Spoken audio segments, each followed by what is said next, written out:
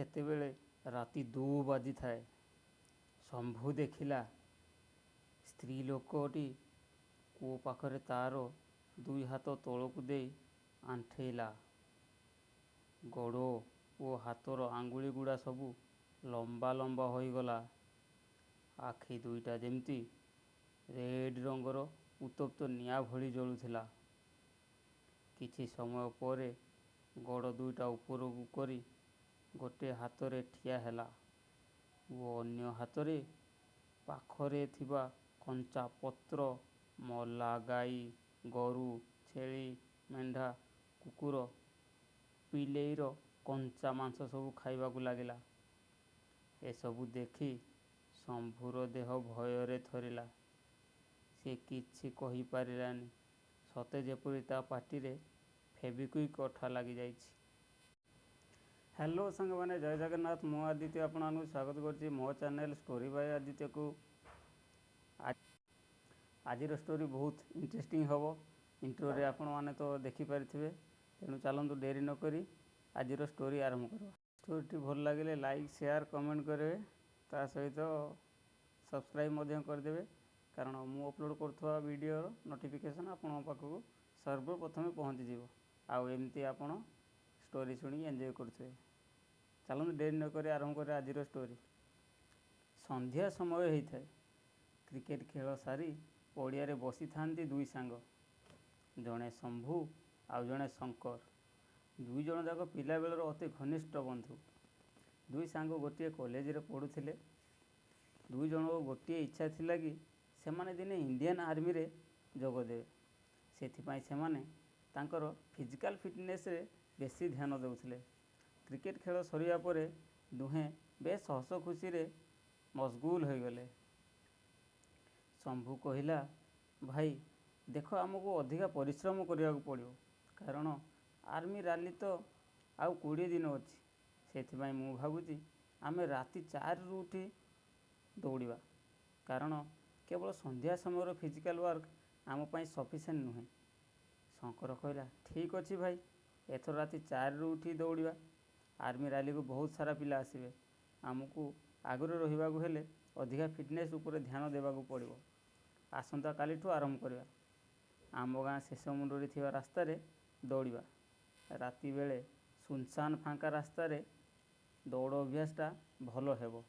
2 ସାଙ୍ଗଙ୍କ ଅନ୍ୟ ସବୁ ବିଷୟରେ ଗୁଲିଖଟି ଗପ ସରିଲା ପରେ 2 ଜଣ ଯାକ ଘରକୁ ଗଲେ। ରାତି 4ରେ 2 ଜଣ ଯାକ ସାଙ୍ଗ ଏକାଠି ହେଲେ। ଗାଁ ଶେଷ ମୁଣ୍ଡରେ ଥିବା ଫାଙ୍କା ରାସ୍ତାରେ ଦୌଡ଼ିଲେ। ପ୍ରାୟ 1 ଘଣ୍ଟା ପରେ ସକାଳ ହେଲା।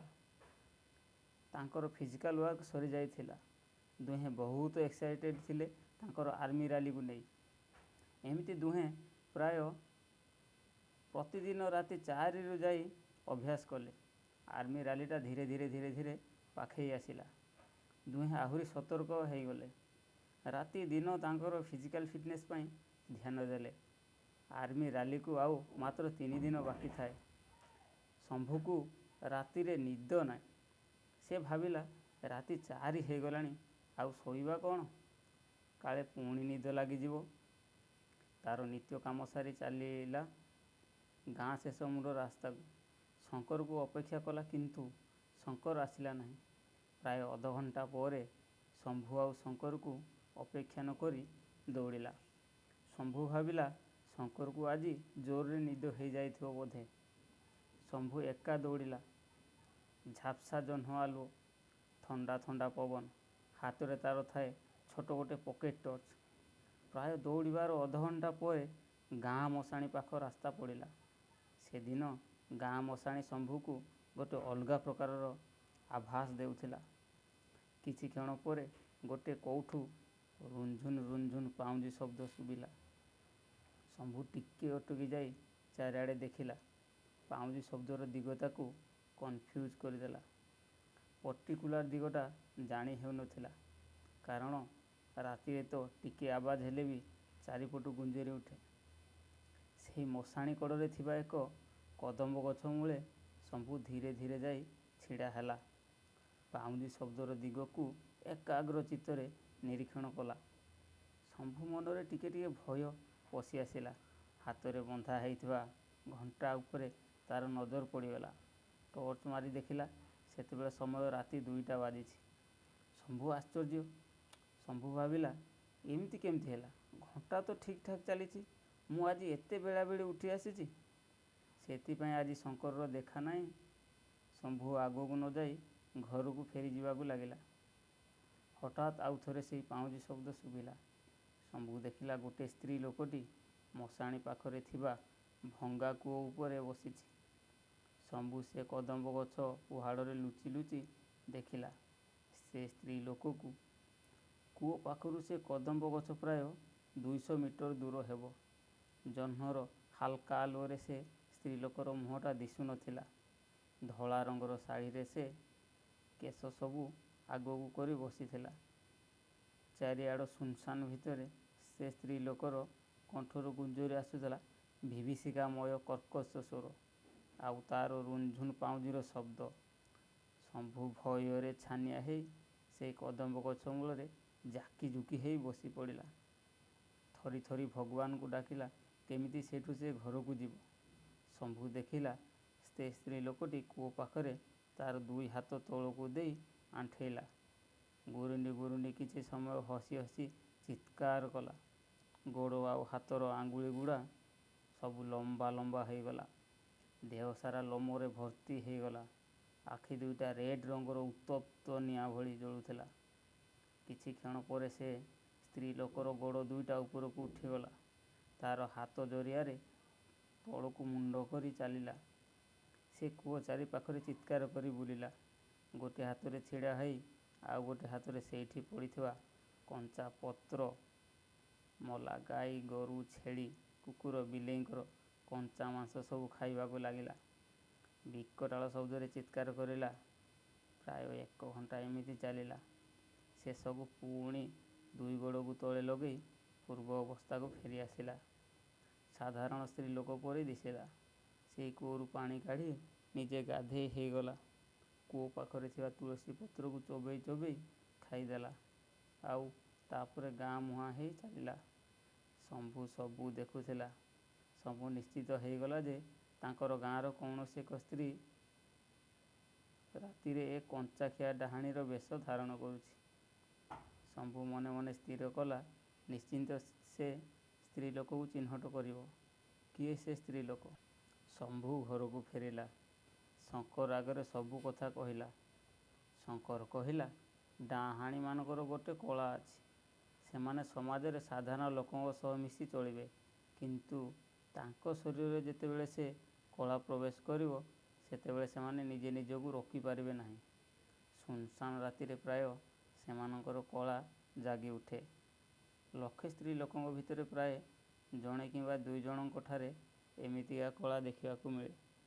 ସେମାନେ ତାଙ୍କର ଆଖପାଖ ଲୋକଙ୍କୁ ତାଙ୍କର ମାୟାଜାଲ ଦ୍ୱାରା ବନ୍ଦୀ କରି ନିଜେ ବାହାରକୁ ଆସନ୍ତି। ଯେ ପର୍ଯ୍ୟନ୍ତ ତାଙ୍କର କାମ ନ ସରିଛି, ସେ ପର୍ଯ୍ୟନ୍ତ ସେମାନେ ଘରକୁ ଫେରିବେ ନାହିଁ। ଯେବେ ତାଙ୍କର କାମ ସରିବ, ସେମାନେ ଛାଏଁ ଛାଏଁ ତାଙ୍କ ଘରକୁ ଫେରି ଆସନ୍ତି ଏବଂ ଘର ଲୋକଙ୍କ ଉପରେ ଲଗେଇଥିବା ତାଙ୍କର ମାୟା ଜାଲର ଶକ୍ତିକୁ ସମ୍ପୂର୍ଣ୍ଣ ହ୍ରାସ କରିଦିଅନ୍ତି। ସେଥିପାଇଁ ତାଙ୍କ ଘର ଲୋକ କେହି କେବେ ଏ ବାବଦରେ କିଛି ବି ଜାଣିପାରନ୍ତି ନାହିଁ, କାରଣ ସେମାନେ ସେହି ସମୟରେ ପ୍ରାୟ ଅଚେତ ଅବସ୍ଥାରେ ରୁହନ୍ତି। ତେବେ ଆମ ଗାଁରେ ବି ଏମିତି ସ୍ତ୍ରୀ ଲୋକ ଅଛନ୍ତି? ମୋର କାହିଁ ଏକଥା ବିଶ୍ୱାସ ହେଉନି। ଠିକ୍ ଅଛି, ଆସନ୍ତାକାଲି ରାତିରେ ଆମେ 2 ଜଣ ଯାଇ ଦେଖିବା କିଏ ସେ ସ୍ତ୍ରୀ ଲୋକ। ଶମ୍ଭୁ କହିଲା, ମୁଁ ଭାବିଛି ଆମେ ଯଦି ସେ ଡାହାଣୀକୁ ମଶାଣିକୁ ଯିବାବେଳେ ଦେଖିବା, ତାହେଲେ ତାଙ୍କୁ ଚିହ୍ନି ପାରିବା। କାରଣ ସେତେବେଳେ ସେ ଡାହାଣୀ କଳାରେ ପୂରାପୂରି ବାନ୍ଧି ହେଇ ନଥିବେ। ଫେରିଲା ବେଳେ ସେ ସାଧାରଣ ମଣିଷ ହେଇ ଫେରୁଥିବାର ମୁଁ ନିଜେ ଦେଖିଛି। କେବଳ ମଶାଣି ମଝିରେ ଥିବା କୂଅ ପାଖରେ ବସିଲେ ତାଙ୍କର ରୂପ ବଦଳି ଯାଉଛି। ଶଙ୍କର କହିଲା, ଠିକ୍ ଅଛି, ଆମେ ମଶାଣିର ଆରମ୍ଭରେ ଟିକେ ଦୂରେଇ ରହିବା। କାରଣ ସେ ଡାହାଣୀର ପାଖାପାଖି ଆମେ ରହିଲେ ତାକୁ ଆମର ଉପସ୍ଥିତିର ଆଭାସ ହେଇଯାଇପାରେ ଏବଂ ଆମ ଉପରେ ତାର ମାୟାଜାଲ ବିଛେଇ ଦେଇପାରେ, କିଛି ବି କ୍ଷତି କରିଦେଇପାରେ। ତେଣୁ ଆମେ ଟିକେ ଦୂରେଇ ରହି ଦେଖିବା। ଶମ୍ଭୁ କହିଲା, ଠିକ୍ ଅଛି ଭାଇ, ଆସନ୍ତାକାଲି ରାତି 1ଟାଏ ବେଳେ ଯାଇ ଆମେ ମଶାଣି ଆଗରେ ଲୁଚି ରହିବା। ଦେଖିବା କ'ଣ ହେଉଛି। ଠିକ୍ ରାତି 1 ବାଜିଲା। ଦୁଇ ଜଣ ସାଙ୍ଗ ଏକାଠି ହେଲେ। ମନରେ ତାଙ୍କର ଉତ୍କଣ୍ଠା ଯେତିକି, ଭୟ ବି ସେତିକି। ସେମାନଙ୍କର ହାତରେ ଥିଲା ଗୋଟେ ଟର୍ଚ୍ଚ ଆଉ ଗୋଟେ ଠେଙ୍ଗା। ଧୀରେ ଧୀରେ ଦୁଇ ଜଣ ମଶାଣି ଆଡ଼କୁ ଚାଲିଲେ।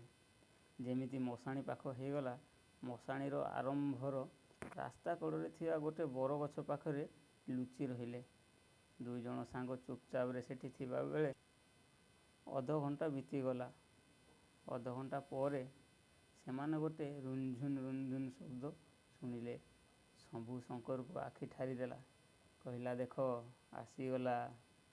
ଶଙ୍କର କହିଲା, ଭାଇ ଆଉ ଟିକେ ତଳକୁ ମୁଣ୍ଡ କରି ଶୋଇପଡ଼। ଶାନ୍ତ ରୁହ, ଆମ ପାଖ ଦେଇ ଯିବ।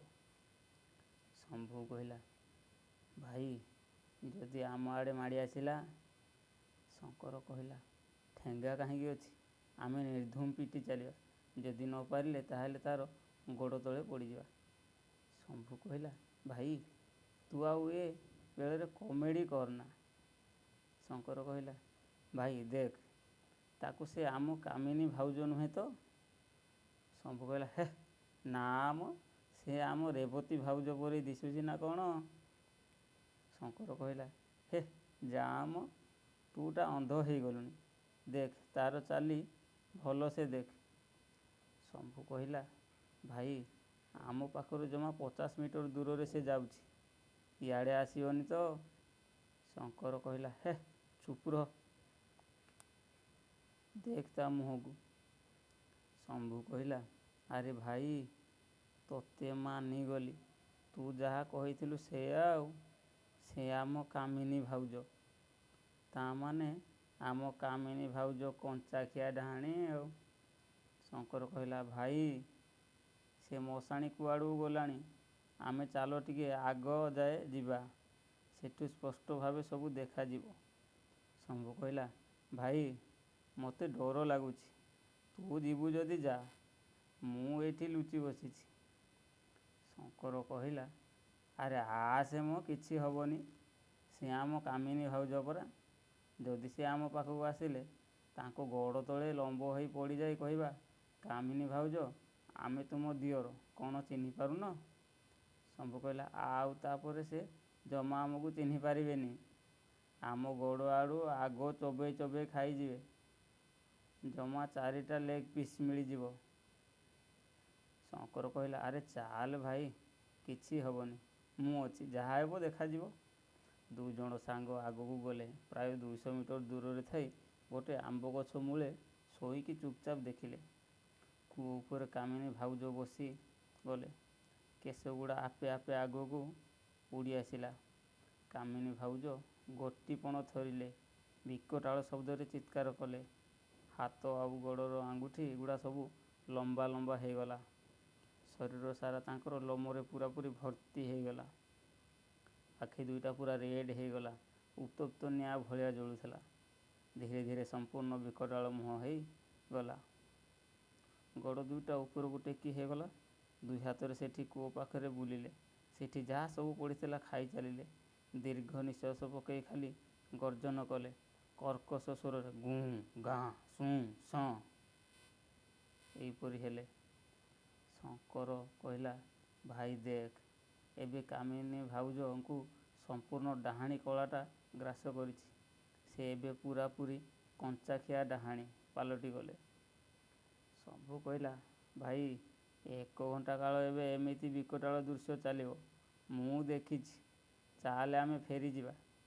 ଶଙ୍କର କହିଲା, ରହ ଆଉ ଟିକେ। କାମିନୀ ଭାଉଜ ଆମର ଭଲ ନାଚୁଛନ୍ତି। ବିନା ଟିକେଟରେ ଆଗ ସିଟ୍ଟା ମିଳିଛି। ଦେଖିକି ଉପଭୋଗ କରିବା ନା ଆଉ। ଶମ୍ଭୁ କହିଲା, ଭାଇ ତୋ ଗୋଡ଼ ଧରୁଛି, ଚାଲ ଏଠୁ ପଳେଇବା। ରାତି 2:30 ହେଇଗଲାଣି। ଚାଲ ଭାଇ ଚାଲ। ଶଙ୍କର କହିଲା, ଚୁପ୍ ରହ, ଦେଖ ଡାହାଣୀ କଳାର ପ୍ରକୋପ ଧୀରେ ଧୀରେ କମି ଆସିଲାଣି। ରହ, ଆଉ 15 ମିନିଟ୍ ଫିଲ୍ମ ସରି ଆସିଲାଣି। ହାପି ଏଣ୍ଡିଂଟା ଦେଖିକି ଯିବା। ଶମ୍ଭୁ ଆଖି ବୁଜି ଉପରକୁ ମୁହଁ କରି ଶୋଇପଡ଼ି କହିଲା, ଆରେ ଭାଇ ମୁଁ ଦେଖିଛି ରେ। ଏବେ ଦେଖ, ପୁଣି କୂଅ ଉପରେ ବସି ତାଙ୍କର ପୂର୍ବ ଅବସ୍ଥାକୁ ଫେରି ଆସିବେ। ଶଙ୍କର କହିଲା, ହଁ ତ? ଶମ୍ଭୁ କହିଲା, ଏବେ ଦେଖ ସେଠି ଥିବା ମାଠିଆରେ ପାଣି କାଢ଼ି ତାଙ୍କ ଦେହରେ ଢାଳି ହେବେ। ଶଙ୍କର କହିଲା, ଆରେ ହଁ ତ। ଶମ୍ଭୁ ପୁଣି କହିଲା, ଏବେ ଦେଖ ସେଠି ଥିବା ତୁଳସୀ ପତ୍ରକୁ ଚୋବେଇ ଚୋବେଇ ଖାଇବେ। ଶଙ୍କର କହିଲା, ହଁ ତ, ଖାଇଲେ। ଶମ୍ଭୁ କହିଲା, ଏବେ ଦେଖ ସିଧା ସିଏ ଘରକୁ ଫେରିଯିବେ। ଶଙ୍କର ଧୀର କଣ୍ଠରେ କହିଲା, ପାଟି ଚୁପ୍ କର। ଆମଠାରୁ ଜମା 20 ମିଟର ଦୂରରେ ସେ ଯାଉଛନ୍ତି। କି ଆଶ୍ଚର୍ଯ୍ୟ, କୁଆଡ଼େ ଗଲେ? ହେ ଶମ୍ଭୁ, ଦେଖ କାମିନୀ ଭାଉଜ କ'ଣ ଅଦୃଶ୍ୟ ହୋଇଗଲେ? ଏଇଠି ପରା ଯାଉଥିଲେ, କୁଆଡ଼େ ଗଲେ? ଶମ୍ଭୁ ଉଠି ପଡ଼ି ଧାଇଁ ପଡ଼ି, କାହିଁ କେଉଁଠି ତ ଦେଖାଯାଉନାହାନ୍ତି। ଚାଲ ଭାଇ, ରାତି 3ଟା ବାଜିଲାଣି। ଶଙ୍କର ଥରି ଥରି, ଭାଇ ଆମ ପଛକୁ ଅନା। ଶମ୍ଭୁ କହିଲା, କ'ଣ ହେଲା କି? ଶଙ୍କର କହିଲା ଛେପ ଢୋକିକି, ଅନାରେ ଭାଇ। ଶମ୍ଭୁ ଆଶ୍ଚର୍ଯ୍ୟ ହେଇ ଦେଖିଲା, ଇଏ ତ ଆମ କାମିନୀ ଭାଉଜ। ଶଙ୍କର ଥରି ଥରି କହିଲା, ଆମ ଆଡ଼କୁ ରାଗିକି ଚାହିଁଛନ୍ତି। କାମିନୀ ବିକଟାଳ ଶବ୍ଦରେ କହିଲେ, ଛାଡ଼ିବିନି।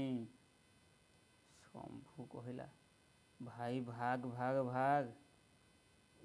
ଶଙ୍କର କହିଲା, ଆରେ ତୁ ବି ଭାଗରେ। ଦୁହେଁ ଜୀବନ ବିକଳରେ ଦୌଡ଼ିଲେ। ପ୍ରାୟ 1 କିଲୋମିଟର ଦୂରକୁ ଯାଇ ଶମ୍ଭୁ କହିଲା ଧଇଁ ସଇଁ ହେଇ, ଭାଇ ଭାଇ, ଆମେ 1 କିଲୋମିଟର ଆସିଲୁଣି। ମଶାଣିର ବାଟ କ'ଣ ସରୁନି? ଶଙ୍କର କହିଲା, ହଁ ରେ ଭାଇ, ଯେଉଁ ଜାଗାରୁ ଦୌଡ଼ ଆରମ୍ଭ କରିଥିଲେ ପୁଣି ଆସିକି କ'ଣ ସେଇଠି ପହଞ୍ଚିଲେ। କିଛି ବୁଝି ହେଉନି। ଶମ୍ଭୁ କହିଲା, ମୋତେ ଲାଗୁଛି କାମିନୀ ଭାଉଜ ଏବେ ବି ତାଙ୍କର ସମ୍ପୂର୍ଣ୍ଣ ଡାହାଣୀ କଳାରୁ ବାହାରି ନାହାନ୍ତି। ତାଙ୍କ ସ୍ୱର ବି ଡାହାଣୀର ଥିଲା। ତେଣୁ ସେ ଆମ ଉପରେ ତାଙ୍କର ମାୟାଜାଲ ବିଛେଇ ଦେଇଛନ୍ତି। ଶଙ୍କର କହିଲା, ମୋତେ ବି ସେଇଆ ଲାଗୁଛି। ସେ ଆମ ଚଲାବାଟକୁ ବନ୍ଦୀ କରିଦେଇଛନ୍ତି। ତାଙ୍କ ଇସାରାରେ ଆମେ ଦୁହେଁ ବର୍ତ୍ତମାନ ଅଛୁ। ଦୁଇ ଜଣଙ୍କ ଦେହରୁ ଖାଲି ଗମ ଗମ ଝାଳ ବୋହି ଯାଉଥାଏ। ଦୌଡ଼ି ଦୌଡ଼ି ଥକି ସାରିଲେଣି। ଶମ୍ଭୁ କହିଲା, କ'ଣ କରିବା? ଆଉ କୁଆଡ଼େ ଦୌଡ଼ିବା? ବାଟ ତ ମିଳୁନି। ଯେତେ ଦୌଡ଼ିଲେ ବି ସେଇଠି ଆସି ପହଞ୍ଚୁଛେ। ଶଙ୍କର କହିଲା, ଭାଇ ଆଗକୁ ଅନା। ଶମ୍ଭୁ କହିଲା, ଆରେ ଇଏ ତ କାମିନୀ ଭାଉଜ। କାମିନୀ ଦାନ୍ତ କଡ଼ମଡ଼ କରି ବିକଟାଳ ଶବ୍ଦରେ କହିଲା, ଏଠି କ'ଣ କରୁଥିଲ? ଛାଡ଼ିବିନି। ଶଙ୍କର କହିଲା, କାମିନୀ ଭାଉଜ, ଆମକୁ ଚିହ୍ନି ପାରୁନା? ଆମେ ତୁମ ଗାଁର, ହିସାବରେ ତୁମର ଦିଅର ହବୁ ପା। କାମିନୀ ଦାନ୍ତ କଡ଼ମଡ଼ କରି କହିଲା, ଛାଡ଼ିବିନି। ଅତି ଉଚ୍ଚ ସ୍ୱରରେ ବିକଟାଳ ଗର୍ଜନ କରିଲେ। ଚତୁର୍ଦ୍ଦିଗ କମ୍ପିଗଲା। କାମିନୀ ଭାଉଜ ସାଧାରଣ ସ୍ତ୍ରୀ ଲୋକ ଭଳି ଦିଶୁଥିଲେ ମଧ୍ୟ ସ୍ୱରରେ କିଛି ପରିବର୍ତ୍ତନ ଘଟିନଥିଲା। ସ୍ୱରଟା ଡାହାଣୀର ଶବ୍ଦ ଭଳି ଶୁଭୁଥିଲା, ଯାହା ଦୁଇ ସାଙ୍ଗକୁ ଛାନିଆ କରିଦେଇଥିଲା। ଶମ୍ଭୁ କହିଲା, ଭାଇ ଆଉ କିଛି କହନା। ଯଦି କାମିନୀ ଭାଉଜ ଅଧିକ ରାଗିଗଲେ ସେ ନିଶ୍ଚିନ୍ତ ସମ୍ପୂର୍ଣ୍ଣ କଞ୍ଚାଖିଆ ଡାହାଣୀରେ ପାଲଟିଯିବେ। ତାପରେ ଆମେ ଏଠୁ ମୁକୁଳି ପାରିବା ନାହିଁ। ଶଙ୍କର କହିଲା, ଏବେ ଆମେ କ'ଣ କରିବା କହ? ଶମ୍ଭୁ କହିଲା, କେବଳ ଗୋଟିଏ ବାଟ ଅଛି। ଶଙ୍କର କହିଲା, କ'ଣ? ଜଲ୍ଦି କହ।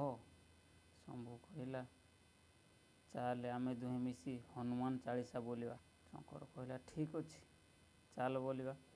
ଦୁହେଁ ଆଖି ବୁଜି ହାତ ଯୋଡ଼ି ଉଚ୍ଚ ସ୍ୱରରେ ବୋଲିଲେ, ଜୟ ହନୁମାନ ଜ୍ଞାନ ଗୁଣ ସାଗର, ଜୟ କପୀଶ ତିହୁଁ ଲୋକ ଉଜାଗର, ରାମଦୂତ ଅତୁଳିତ ବଳ ଧାମା, ଅଞ୍ଜନି ପୁତ୍ର ପବନ ସୁତ ନାମା। ଏହିପରି ସେମାନେ ବୋଲି ଚାଲିଲେ।